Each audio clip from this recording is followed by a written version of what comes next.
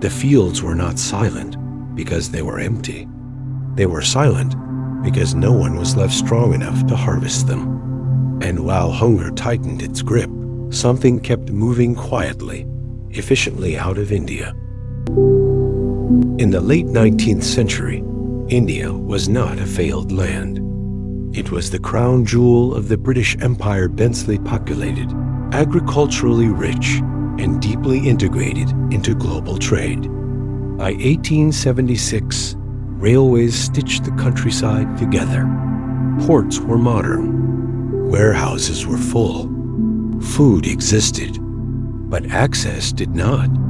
A system had been built where grain no longer followed hunger. It followed profit. The first number appears quietly.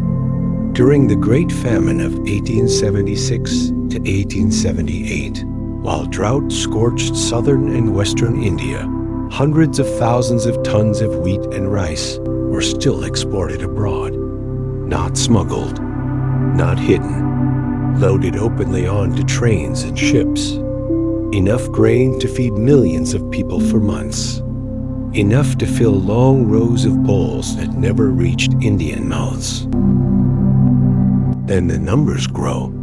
Between 1875 and 1900, British India exported millions of tons of grain during years officially classified as famine years.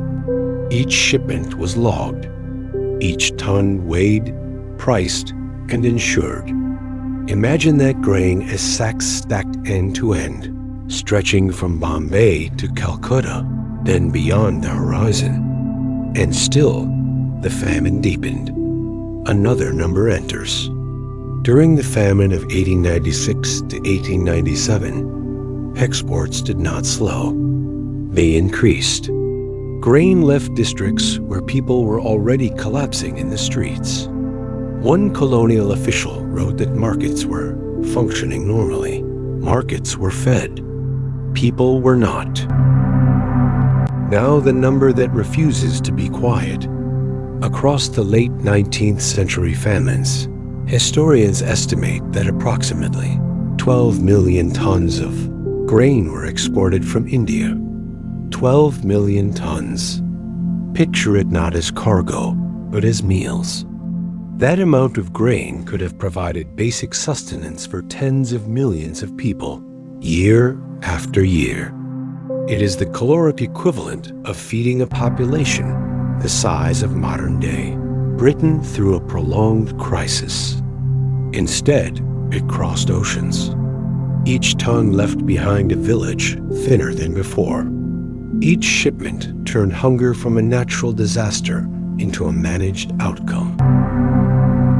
The human cost followed its own arithmetic. Between 1876 and 1902, Indian famines killed an estimated 20 to 30 million people, not from absolute food absence, but from access denied. Entire regions lost generations. Children vanished from census records. Farming knowledge disappeared with the bodies that once held it. After the famine passed, fields returned. Rain returned. But people did not. Villages remembered hunger longer than rainfall. Here is the quiet irony history leaves us with. By 1901, India was exporting more grain per capita than it had before the famines began. Efficiency had improved. Logistics had matured. Hunger had been optimized out of concern, but not out of existence. One system survived untouched. If history is often remembered through numbers, maybe the question is not how big they are, but how easily they moved, while people could not. If you want to keep seeing history not as data, but as human absence, you know where to stay.